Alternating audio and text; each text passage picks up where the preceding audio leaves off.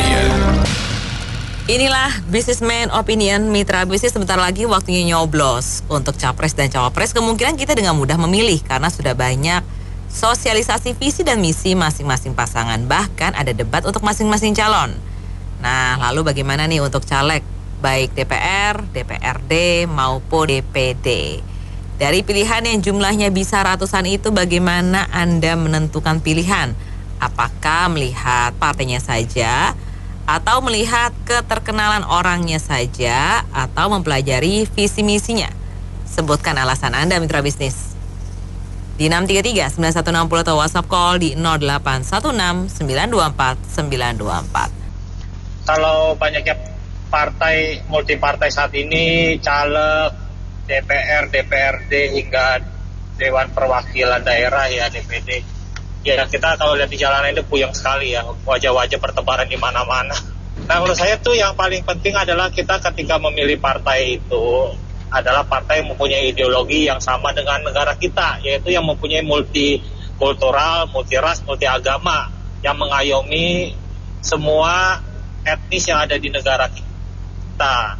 Jangan sampai kita memilih partai yang memiliki backgroundnya yang agamais, atau yang mendukung, ada yang mendukung gerakan ISIS ataupun gerakan khilafah ataupun basis-basis yang lain yang nggak mendukung negara kesatuan kita. Itu yang paling pertama, Pak. Kedua, kita itu harus memilih, ketika udah ketemu partainya, kita pilih orangnya. Walaupun orangnya di partai yang sama, kadang ada juga orang yang pemahaman ideologinya itu berbeda dengan partainya. Mungkin dia karena ngikut satu partai itu karena partai itu mungkin elektabilitasnya tinggi, tapi dia dirinya sendiri mempunyai paham yang berbeda dengan partainya. Mungkin dia orangnya yang ada yang mungkin bernuansa saranya tinggi gitu. Nah itu kita jangan pilih orang tersebut.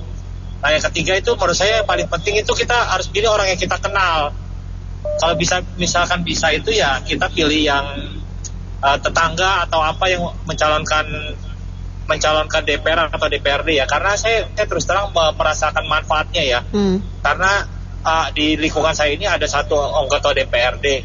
Nah itu ketika dia udah tahun periode yang lalu dia udah mencalonkan dan dia berhasil, itu di lingkungan kita itu dia guyurkan, Mbak, dana aspirasi. Nah untuk lingkungan kita loh yang waktu itu kita mendukung dia. Nah dana aspirasi itu itu adalah pengecoran jalan, Mbak. Pengaspalan jalan, habis itu dia membuat marka jalan untuk lingkungan kita. Nah, habis itu di Fasum yang kita waktu itu kekurangan lahan untuk olahraga, dia itu melakukan pengecoran Fasum untuk lapangan futsal sama voli, ditambah dengan kerangkeng. Nah, itu gunanya kita memilih orang yang kenal di lingkungan kita.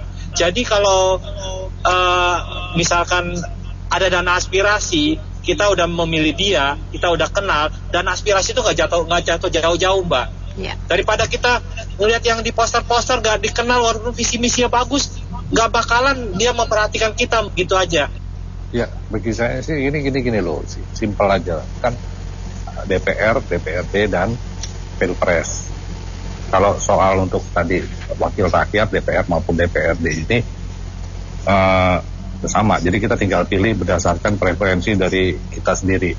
Misalnya kita lebih suka dengan yang partai yang agamis atau yang nasionalis, nah itu silakan, tinggal kita ini. Nanti kita tinggal lihat kiprahnya mereka selama parpol tersebut itu tuh bagaimana gitu loh. Misalnya agamis, apa yang sudah mereka perjuangkan dan berkaitan dengan religiusitas tersebut, atau nasionalis, begitu juga.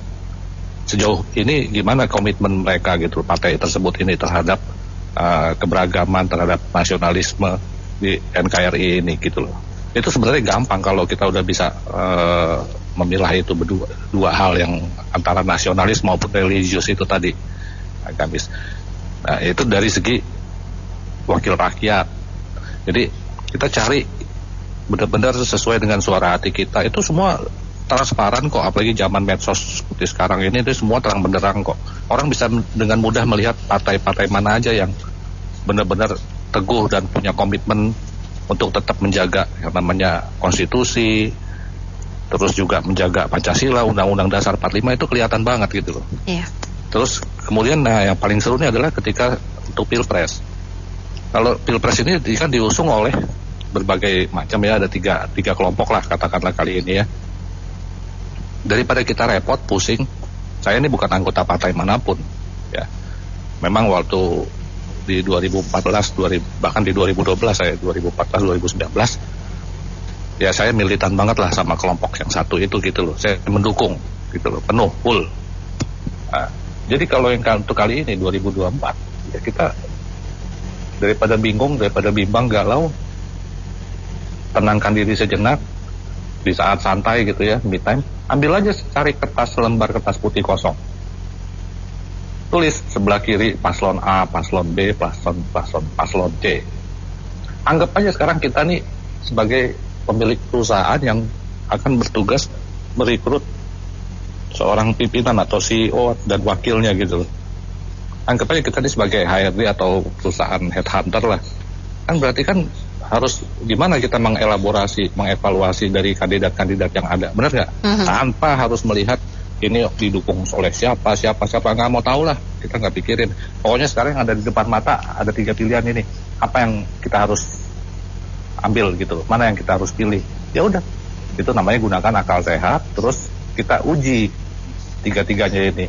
Ya bikin analisa plus minusnya, paslon A plusnya apa, minusnya apa, paslon B minusnya. Ya kalau perlu, kalau misalnya kebetulan ya pakai SWOT analisis juga boleh, cari itunya. Nanti itu pasti akan mengerucut. Kalau yang namanya HRD itu, kita kan kalau nyari sesuatu kan nggak kenal sebelumnya ya, nggak tahu orang ini berasal dari dunia mana, dari mana. Kita hanya berdasarkan apa? CV, kurikulum vitae. Yeah. Ya kan? Setelah itu kita bisa tahu lagi dari mana? Dari rekam jejak. Misalnya dari CV itu kan orang HRD pasti akan telusuri di dunia maya, di sosmed ini bagaimana sih kiprahnya orang tersebut ini. Ya udah ditelusurin aja. Kita semua akhirnya ketemu semua kok. Di CV-nya itu kompetensi ya, berarti pendidikan, pengalaman, ya kan, sama rekam jejak itu ntar pasti ada semua. Nah, baru dari itu selebar kertas yang tadi itu isinya 3 calon tersebut, daftar ada plus minusnya, itu bisa kita ambil kesimpulan. Jadi ketika kita milih berdasarkan ini, akal sehat begini, itu nanti kita biarpun kalah jagoan kita yang kita pilih kalah pun, kita nggak akan nyesek. Karena kita merasa, ya udah nggak apa-apa, namanya juga pertandingan ya kan. Itu tadi komentar Bapak satu dan kedua itu bagus ya. Nah kalau yang Bapak terakhir ini kan dia bilang dia sebagai HRD atau mau cari CEO dan sebagainya. Nah kalau saya ini anggap saya itu mau cari mantu laki lah ya. Ini kan buat calon mantu, tentunya kita mau supaya ada keturunan yang baik. Nah, secara akal sehat, saya akan pilih pertama apa karakternya dulu. Pimpinan ini, calon kepala keluarga. Baik nggak orangnya? Pernah cerai apa enggak? Pernah main cewek apa enggak? Kan kira-kira gitu. Ya tentunya harus melalui pergaulan dengan pasangannya dulu kan. Nah, kalau memang itu karakternya baik, relatif jujur, kemudian juga background keluarganya baik, orangnya berani, tegas, nggak cuma pintar ngomong, omdo doang, ya kan? Nggak, orang tuanya belum pernah cerai, nggak punya simpanan. Nah itu yang saya akan pilih gitu loh. Itu simpel banget, pakai akal sehat, pakai hati nurani. Kalau itu yang dipegang sama kebanyakan rakyat Indonesia, pasti negara ini akan maju. Makasih. Jadi menarik sekali Mbak ini utarakan, karena selama ini capres wapres, jadi bosan juga ini mengenai caleg. Dan ini juga kalau orang tahu betul fungsi legislatif dari pusat sampai daerah, ini juga orang penting sekali menentukan arah daripada negara ini dan masyarakat dan bangsa ini dengan tingkatannya gitu ya. Jadi karena mereka fungsi pengawasan, anggaran dan juga legislator gitu ya, membuat aturan-aturan yang membuat benar atau salah, adil apa enggak adil. Jadi baiknya juga bahwa tolong masyarakat kalau melihat ini, menurut saya sih memang harus mengenal baik itu calegnya gitu ya, disiplin ilmunya gitu ya, jangan dia hanya untuk terkenal, hanya untuk cari kerjaan, dapat gaji, tapi dia betul-betul punya kemampuan, pengalaman dan pengetahuan yang memadai serta integritas moral yang baik begitu. Ada peribahasa Inggris, jangan menilai buku dari sampulnya. Mungkin sampulnya bagus, isi bukunya jelek, begitu juga sebaliknya. Nah, ini susah menilai. Saya juga punya pembantu dulu, senyum-senyum, ketawa, kelihatannya baik, tapi suka nyolong. Jadi ya, kalau menilai anggota DPR, DPD itu, seharusnya kalau saya sih pilih partai aja lah.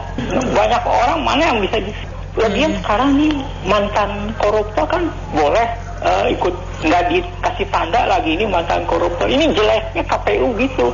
Kalau semua mantan koruptor dipilih karena senyumnya, karena ganteng apa cantik, wah nanti Senayan penuh dengan koruptor. Jadi kalau saya sih milih partai aja lah, nggak tahu siapa namanya, siapa orangnya, siapa kalau pasti. Saya kompetensinya berharap presiden kita yang besok bisa menciptakan cita-cita yang rakyat inginkan ya. Saya harap juga Dapil 1, Dapil 2-nya juga bisa berkontribusi membangun sama pemerintah pusat nasional, apalagi besok pemerintahannya udah pindah ke IKN. Karena perintah dari Jokowi sendiri, Pak Presiden, secepat-cepatnya ASN dipindahkan. Walaupun gedungnya belum jadi. Ini artinya Dapil 1, Dapil 2 besok harus lebih bagus dari yang kemarin. Dan saran saya juga untuk caleg 1, caleg 2-nya, benar kata penelpon sebelumnya, pilihlah wakil rakyat yang dari daerah kita sendiri yang paling dekat, jangan dari yang paling jauh, karena kompetensinya kita lebih percaya daripada yang lain. Dan selanjutnya program-programnya, partainya bagaimana, sepak terjangnya, nggak usah yang rame-rame lah, partai nggak usah yang ribut-ribut, kita rakyat udah capek yang ribut-ribut, kita produktivitasnya aja yang dibangun, bagaimana menciptakan pupuk, jangan impor, bagaimana kita menciptakan SDM yang unggul di setiap lini-lini yang dibutuhkan. Ini di era digital, kita udah punya satelit, Kominfo-nya juga peran pentingnya harusnya lebih agresif lagi membangun SDM yang kedepannya kita harap masyarakat pemimpin yang bagus dari yang lainnya. Ya, saya setuju dengan Bapak itu tadi ya, yang barusan. Kita harus melakukan perubahan dan kita harus berani. Rakyat, jadi kita rakyat harus berani melakukan perubahan. Kalau kita merubah dari partai politik, kita tidak memiliki hak. Dan negara ini dikuasai oleh partai politik. Jadi kita harus mensiasati, kita harus mencoba, berani mencoba. Memang benar, kita nggak tahu ya partai-partai yang belum masuk ke parlemen itu gimana. Tapi minimal, saya percaya orang Indonesia tidak semuanya buruk. Dan orang Indonesia tidak semuanya bodoh. Kalaupun tidak terlalu pandai, asal tidak korupsi, masih lebih baik daripada yang tidak mau melakukan perubahan, juga tidak mau kalau nggak korupsi, tidak mau kalau nggak duitnya banyak. Itu partai-partai itu semuanya sami mawon. Jadi kalau saya ngomong, pilihlah anak yang muda-muda yang masih mesti baca dia anak siapa, itu aja minimal. Kalau kita cuma baca kan bisa dari internet, itu yang bisa kita bantu untuk negeri ini. Kalau kita masing-masing rakyat tidak mau membantu negara ini, percaya saya, sulit negeri ini akan bersih dari korupsi. Dipilih sayang, nggak dipilih juga senang. Bayangan saya tuh kayak film drama Korea ya. Jadi calon-calonnya ke pasar gitu, kemana ya, datengin door to door. Ada sih, cuma di sini kurang lazim sepertinya ya. Iya, mungkin yang teringat tuh kayak Pak Ahok dulu di Belitung. kumpulin warga, bagi-bagi kartu nama, terus menjelaskan gitu ya. Kalau caleg-caleg sekarang, saya di Jakarta, di kompleks saya juga sosok ya gitu nih. Jadi nanti cap-cip kali lah ya. Tapi yang paling saya sebel nih, spanduk ya di jalan-jalan protokol gitu ya. Yang bisnis percetakan ya mungkin seneng gitu ya, yang masang-masang. Tapi kita ngelihatnya pusing, palsu semua jadinya. Tiap hari ngelihat muka dia lagi, walaupun berbeda-beda gitu ya. Mereka kampanye di sosmed aja lah, jangan ngotor-ngotorin jalan. Itu aja, saya lebih itu daripada itu. Ya itu tandanya kan you kurang terkenal, kurang mau kerja gitu loh, ke bawah tapi mau menjabat. Makasih. Iya, saya nggak bingung tokoh-tokoh yang kita sudah kenal idealismenya. Misalnya untuk PDIP, ya Ahok lah jelas, Basuki Cahayapurnama. Kalau misalnya DPRD, kalau DPR ya Ahok, kalau pusat kan. Kalau DPRD kan ada provinsi, ada kabupaten kota. Ya nama si Oneng misalnya, atau Krisdayanti. Ya ini buat panduan kawan yang lain, silahkan itu hak Anda. Tapi idealismenya yang cocok dengan kita. Itu sementara dari saya, terima kasih. Kalau sama pejabat mah ya kita sih nggak mungkin didengar deh. Sebagai ya istilahnya ya kuasa, tapi kan mereka kan ya gitu. Ngapain tuh banyak pejabat DPR, legislatif, apatif, lokomotif segala macam, kan buang duit. Justru kita mau efisiensi sekarang tuh, rakyat lagi banyak susah lihat nih. Di bawah jembatan 2 kalau banyak yang susah-susah, apa mereka lihat kan? Yang boleh aja kayak nomor 1 ya nggak? Kalau ngomong boleh selicin keju, janji semanis madu. Kalau licin kan selicin keju. Kalau udah jadi itu di ASEAN lupa mulu. Bangsa kita memang duit ya pasti. Buat saya sih ya angin kosong dan semua mereka deh. Ya katanya. Apa bedanya kalau si Jinping pidato sama Jokowi? Si Jinping lagi meeting sama pejabatnya, semua duduk pegang pulpen, tegas tulis. Kalau Jokowi meeting sama bawahannya, ada pegang HP, ada pegang koran, ada cemilan. Terima kasih. Ya kalau menurut pendapat saya sih, caleg-calegnya sekarang itu kebanyakan hampir 30% muka lama. Nah yang 70% yang bahaya, mereka itu rata-rata muka baru. Dan kelihatannya mereka sudah bermodalkan terkenal terkenal tampang gitu. Tapi kan mereka nggak terkenal kerjanya seperti apa. Jadi yang sangat diragukan itu kinerjanya. Nah seperti yang sudah kan juga ya, banyak saya meremehkan para artis ataupun para entertain yang terkenal di televisi atau di dunia maya. Mereka banyak terjun politik, tapi hasilnya setelah duduk di DPR, duduk manis, sama aja mas, nggak ada hasilnya. Cuman seperti zaman Orde Baru lah, 4D datang, duduk, diam, duit. Pada kaum muda yang belum pernah nyoblos ya, yang mungkin ini untuk pertama kali nyoblos, bukan baik-baik, lihat rekam jejak para caleg-caleg yang mau dipilih. Jangan sampai lo gara-gara salah coblos 5 tahun kita sengsara lagi.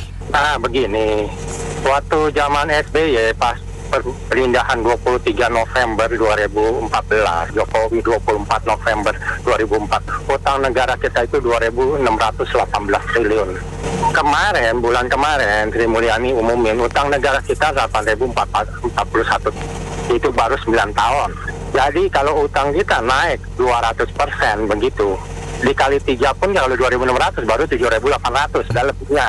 Nah sekarang yang kita tanya, pendapatan kita naik berapa persen? Ya dong. Kalau saya punya tadinya 1 perusahaan, isinya 3 perusahaan, ya kalau naik isinya pendapatan saya cuma naik 38%. Dari mana saya bilang 38%? Pas SBY itu pendapatan per kapita kita secara US dollar itu 3.488, saya cari datanya. Sekarang pendapatan kita 4.800. Nah, silakan dihitung. Jadi 4.800 potong 3.000 bagi 3.400, 38%. Jadi kenapa bisa begini pendapatannya naik cuma 3? Ya, berarti ada 2. 1 ekonomi biaya tinggi. Ya seperti di sini ngomong ekonomi ya Hatib Basri, ya saya juga ngerti. 2, korupsinya gila-gilaan. Atau istilahnya semuanya tuh masuk ke kantong ya istilahnya ring elit Jokowi. Saya sih nggak pilih yang manapun, tapi yang pemerintah ini harus ganti. Kenapa? Ya yang itu saya bilang, Saya utang saya ya bisa naik 3 kali lipat, pemasukan 3% itu udah nggak mungkin masuk akal. Kenapa? Kita bayarin bunga. Sekarang kalau saya bilang bunga di Amerika aja sekarang 5,25%.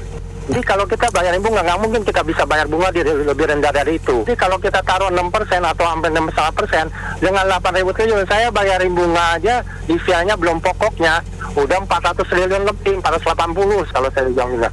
ASN kita setiap tahun kerja nggak kerja pun sekarang pasti isinya 400 triliun lebih. Jadi digabungin itu udah hampir 100.000 triliun. Sekarang pendapatan pajak kita yang kemarin Sri Mulyani bilang, oh udah minus 300 sekian, ini cari dari mana?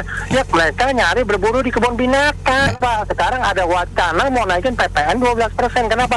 Karena PPN itu udah paling gampang. Itu yang pendapatannya paling gede, paling PPH gitu loh. Kalau orang udah mikir udah, wah itu nggak bisa. Kenapa? Ya pengandaiannya itu aja. Jadi saya nggak mau pilih siapapun. Yang penting jangan Jokowi lanjut. Ketahuan korupsi ini Johnny Gatlet kemarin 8 triliun itu juga menteri yang biasa. Itu menteri yang biasa. Dulu kita isinya ya Bank Century itu udah banyak bank 6,7 gitu ya. Itu kayak begitu. Terus kalau yang lain-lain semua ya istilahnya sama-sama lah. Ya istilahnya dibilang dan ada korupsi KTP. Tapi menurut saya ya mustahil. 6 miliar dibanding sama triliunan itu mah 6 miliar mah siapa sih? Emang benar kejadian begitu, ekonomi di bawah susah, kalau di atas ya ongkang-ongkang kaki merem dapat duit ya, biarpun untung tipis no problemo ya. Tapi kalau yang di bawah kan setengah mati. Nah kalau bagus kalau dia mengalir ke kantong pejabat ya mungkin pejabat masih ngalir investasi ke Singapura, sekolahin segala macam.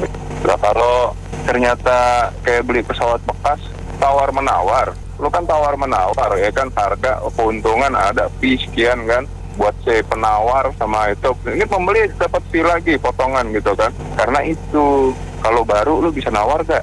Terus kalau lo beli yang kayak gitu triliunan ya kan, kalau masuk kantong lo, kalau diguyur ke dana kampanye triliunan gimana? Lo terima lo kantor lo. Iya nih kayaknya semuanya dia kalin nih kayaknya. KKN gede-gedean. Oh, sudahlah, pokoknya intinya asal jangan lanjut aja. Ya menurut saya sih kalau dari yang sebelum-sebelumnya sih milih partai itu pasti nggak jauh-jauh dari presiden ya. Dulu kan Pak SBY menang, jadi ya partainya jadi banyak ya kan yang di legislatif. Ya sekarang juga dan Pak Jokowi juga sama gitu. Ya saya sih nggak bisa dilepaskan lah dari pemilih karena kita nggak kenal gitu loh, apa yang mereka lakukan juga kita nggak tahu, mereka juga nggak mendekati kita, jadi gimana kita bisa milih? Paling yang berdasarkan ya presidennya siapa ya partainya itu aja. Kita sebentar lagi mau menghadapi pemilu ya, menghadapi untuk memilih pembantu-pembantu rakyat dan melayani rakyat. Kepentingan segelintir manusia dan segolongan dan anak cucunya. Mereka benar-benar harus melayani rakyatnya dan mensejahterakan rakyat, kan mensengsarakan rakyat. Jadi kembali lagi jangan sampai kita beli kucing dalam karung, baik presiden maupun caleg. Harus benar-benar rakyat ini berdaulat, karena kedaulatan itu adalah di tangan rakyat. Rakyat yang menentukan. Mereka digaji oleh rakyat dan mereka harus bekerja sebaik-baik mungkin. Tidak ada bin salah bin, tidak ada pemain sulap lagi mudah-mudahan untuk Indonesia maju ke depan ini. Apalagi katanya Indonesia emas, saya nggak tahu emas yang mana itu, Niun, Mas Join, apa saya nggak tahu lah. Kembali lagi, kalau untuk kita memilih wakil-wakil rakyat kita lihat yang kayak skornya baik. Satu itu. Kedua, kalau kita tidak kenal, hanya untuk mencari pekerjaan saja dalam 5 tahunan dan kayak kerja kita tidak tahu, abaikan saja. Kita ada saudara kita, lebih baik saudara kita kedepankan. Kita promosikan saudara kita yang menjadi caleg ini, daripada kita tidak mengetahui siapa dia yang ada tidak jelas bagaimananya. Yang penting untuk Indonesia maju ini, untuk caleg-caleg kayak yang utama. Kedua, kedekatan kita sama saudara-saudara kita harus diutamakan daripada yang tidak jelas.